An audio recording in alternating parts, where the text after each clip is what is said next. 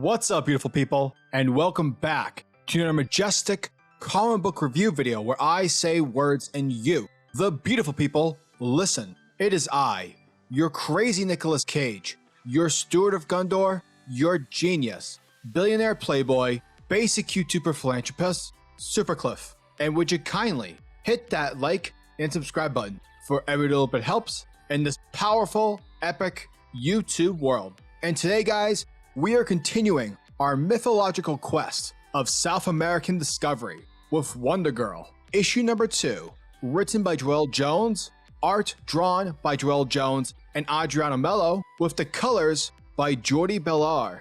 And away we go.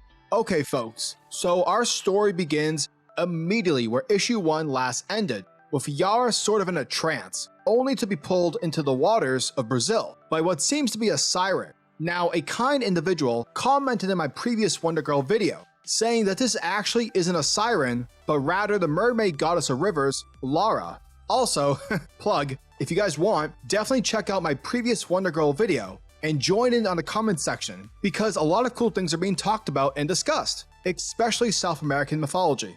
Anyways, now as Yara continues to be entranced by Lara, we're given a story regarding the origins of Lara. And what we're told is that in the waters of Brazil lived a great warrior named Lara. Her abilities and reputation were so great that her father became delighted, but at the cost of dismissing aside her less capable brothers. Therefore, due to jealousy, the brothers plotted to murder their sister. However, the two brothers underestimated Lara's skill in battle, and thus the brothers were slain. However, her father found out, and so, pursued by vengeance, Lara's grieving father chased her into the woods, casting his love aside for her. Eventually, once the father caught up with his daughter, in an act of vengeance, he threw Lara over the cliff's edge, down into the waters below.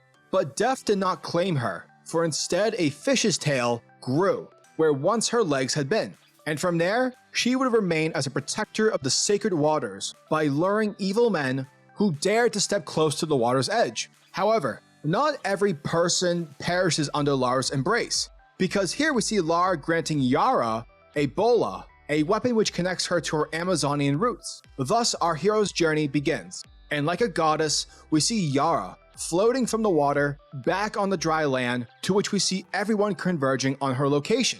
Afterwards, we pan over to Egypt, where we see both Queen Phakra and Artemis. And seemingly what they want to do is go after Yara Flor, because apparently, according to the prophecy, Yara will not only bring wrath to the gods, but to her sisters.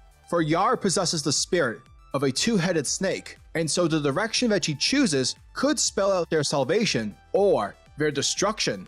Ooh. And so seeing that Queen Phakra doesn't want to take any chances, she gives the okay for Artemis to seek out Yara and to kill her. Now, over in Washington, D.C., at the Hall of Justice, Queen Hippolyte has also sensed the powers of Yara Flor, and because she knows already that the other Amazon factions will likely attempt to kill Yara, Hippolyte assigns Cassie Sandsmark, aka Wonder Girl, to find Yara and to save her. Now, it's here where we also learn just how terrible Hippolyte is with directions, because once Cassie asks about Yara's whereabouts, the Queen tells Cassie that she's in Brazil, but we all know that Brazil is a pretty big country, so if she can just be kind enough to narrow it down a bit, then perhaps it will help out Cassie narrow down the search. And to which Hippolyte responds saying, South America. So yeah, good job, Hippolyte. Good job. Back in Brazil, Yara is currently on a flight, which is heading back to her place, alongside her bus driver, who is totally trying to get with her, but I digress. Now, Yara is soon attacked by a pair of Amazons, but once they attack her, Yara easily punches the Amazons, sending them flying across the plane. Now, eventually this fight results in the Amazons creating a hole in the side of the plane, and they end up getting sucked out. And at the same time, Yara is trying her damnedest to help everyone aboard, while the plane works out an emergency landing.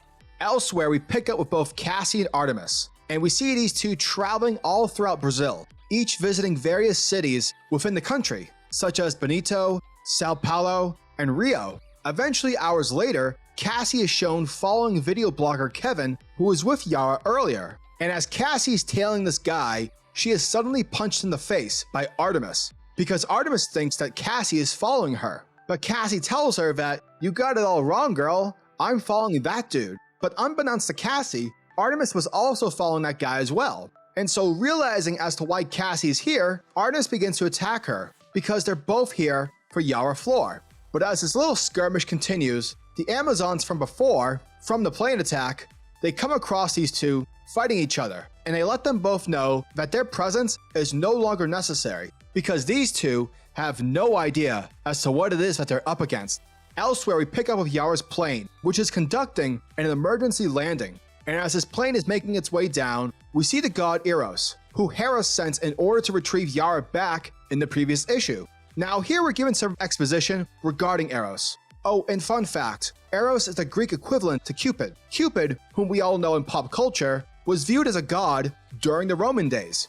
So yeah, the more you know. Now Eros is the god of physical love and of sexual desire, armed with his bow and arrow. And he's a god that is feared by all gods alike. However, this is not to say that Eros himself is immune to his powers, because once Eros accidentally cuts himself on his arrow's arrowhead, his powers begin to affect him, meaning that as a result, whomever is stuck by his arrow instantly and uncontrollably falls in love with the first person they see. And alas, the first person who Eros lays his eyes on is Yara Flor. And that was Wonder Girl, issue number 2. Now overall, this was a great issue. You know, I'm still very much intrigued with Yara's journey and the South American mythos surrounding the story. But the thing is, I noticed during this issue was not a lot happens, at least dialogue-wise. For a lot of the characters, they say a couple of things here and there, and that's really about it. The only time we're given an ample amount of information are the exposition panels explaining things such as Lara the Goddess. Legit, viewing this from a meta point of view, it almost feels like there's a story here because we need one since it's a DC comic book. However, we all know that the real reason people are picking up this issue is because of Joelle Jones' masterfully artistical talent. And that's exactly right. The art by Jones is phenomenal. But still, I want moments with characters saying things and having conversations that don't feel totally creepy, like with Yara and the bus driver.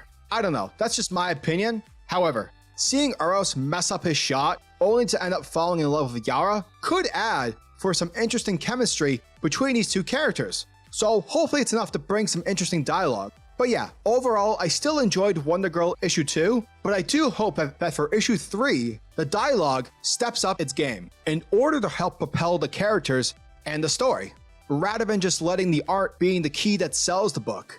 Wonder Girl issue number 2 gets a 7.5 out of 10.